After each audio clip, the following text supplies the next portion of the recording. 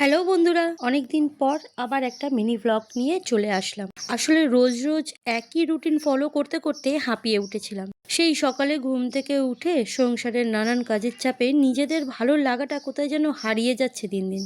তো যাই হোক, আজ হঠাৎ করে বিকেলে ফোন, 15 মিনিটের মধ্যে আমাদের বাড়ি আয়। যথারীতি রেডি হয়ে চলে গেলাম ওদের বাড়িতে।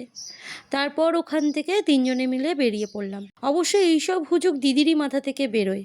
আমি আবার একটু ঘরকুনো টাইপ। যাই হোক, প্রথমে চলে গিয়েছিলাম অ্যাক্সিস মলে। আমার দিদির মল টল অত বেশি ভালো লাগে না, তাই একটু ঘুরেই ওখান থেকে বেরিয়ে গেছিলাম। আসলে যেখানে শো অফ বেশি সেখানে আমি 10 হাত দূরেই থাকি। আমি খুবই সাধারণ আর তেমনই থাকতে পছন্দ করি। শো অফ বেশি আমি একদম পছন্দ করি না। যাই হোক, ওখান থেকে বেরিয়ে চলে গিয়েছিলাম মেট্রোপলিটন দুর্গা মন্দিরে। অসম্ভব সুন্দর একটা মন্দির। বাইপাস ধাবা থেকে একটু ঢুকেই রাস্তার উপরেই মন্দিরটা। আশা করি সবার দৃষ্টি আকর্ষণ করেছে। মন্দিরের দুপাশে দুটো পুকুর আর তার মধ্যে দুটো ফাউন্টেন, বড় বড়, আরও বেশি সুন্দর করে তুলেছে মন্দিরটাকে। মন্দিরে প্রবেশ করতেই বজরংবলীর সাথে দেখা, আহা, চোখ জুড়িয়ে যায়। তার পাশেই দুর্গা মায়ের মন্দির, সপরিবারে দাঁড়িয়ে আছে মা। অষ্টধাতু মায়ের মন্দির, কি যে অপূর্ব দেখতে, মুখে প্রকাশ করার মতো নয়। যতক্ষণ না তোমরা সামনে থেকে এসে দেখছো ততক্ষণ তুমি বিশ্বাসই করতে পারবে না। সামনে একটা বিশাল বড় চাতাল, ওখানে বসেই সবাই মায়ের আরতি দেখে, পুজো দেখে। আর মায়ের ঠিক পাশেই দেবাদিদেব মহাদেব বিরাজ করছেন। আর এখানে সব থেকে বড় প্লাস পয়েন্ট হলো যে প্রত্যেকটা দেবদেবীর কাছেই একটা করে ফ্যান লাগানো আছে। যেহেতু গরমকাল, সেহেতু এই ফ্যানটা দিন রাত্রি সবসময় চলে ফ্যানগুলো।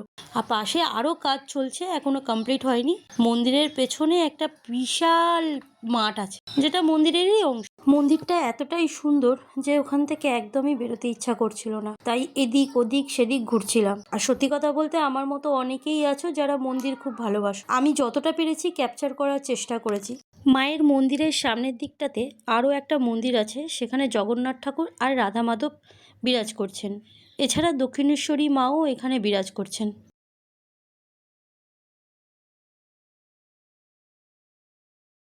এক কথায় যদি বলি, মন্দিরটা হচ্ছে অনবদ্য। মন্দিরটা কিন্তু এখনও কমপ্লিট হয়নি, এখনও মাসখানেক সময় লাগবে মন্দিরটা কমপ্লিট হতে।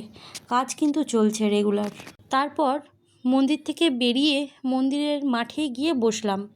যদিও বা একদমই ইচ্ছা করছিল না মন্দির থেকে বেরোতে, আর এত খিদে পেয়ে গেছিলো, সঙ্গে সঙ্গে পাপড়ি চাট অর্ডার করলাম।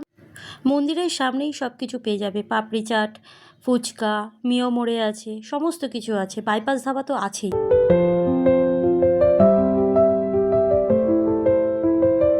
মাঠে ঘুরতে ঘুরতে হঠাৎ চোখে পড়লো যে একজন রাবড়ি আইসক্রিম কাকু আসছেন।